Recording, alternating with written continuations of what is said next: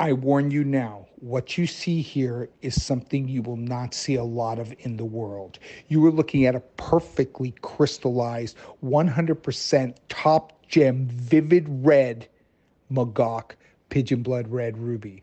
The stone was originally 2.10 carats. Cat has cut it to a 1.59 carat, perfectly clean, top gem, vivid. I mean, vivid, explosive red. If you were to put this next to the sunrise ruby, this is even better color than the one that sold for over $1 million a carat. Stones like this are super rare. This has been on display at one of the actual gemological labs. I gave it to them so they could actually identify the difference between the different locales. You know, they have to have samples on site, and we just got it back about a year or so ago, and I gave it to Kat because stones like this, even in Mogok, Burma today, are being sold for 50, 60, 70,000 a carat. I warn you now, this stone is over 20 odd years ago. I used to sneak across the border from Thailand when I was a lot crazier, sneak into the Mogok, into the Mogok region, the Shan state. I used to travel down, stay village to village, and basically stay with the locals and buy crystals from them, then sneak across the border back into Thailand.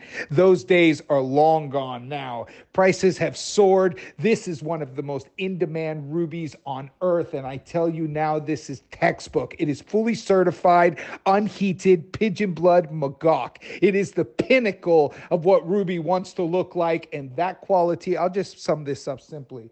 If you have an 8 carat stone that is that quality, you will get 1 to 1.2 million US a carat easily. That's what you're talking about. This type of material is the most in demand and is the king of all color gemstones. You also got 3 carats of D flawless diamonds. So the mount alone is crazy. You have to understand the mount alone, the replacement diamonds with those large size baguette D flawless as well, those coming in at well over 6 to 7K a carat just for the, the baguettes running down the side there. So that's a, 18 to 20K mount. So you got a super ruby with a maximum amount of D flawless mounts. Now I'm going to do this based off of the cost that we got the piece, and that's based off of what I bought it from 20 odd years ago, which is outright illegal. So whoever gets this, look after it, because stones like this you will not see in the future. They're just part of my legacy, historical stones that have been in my collection for a very long time.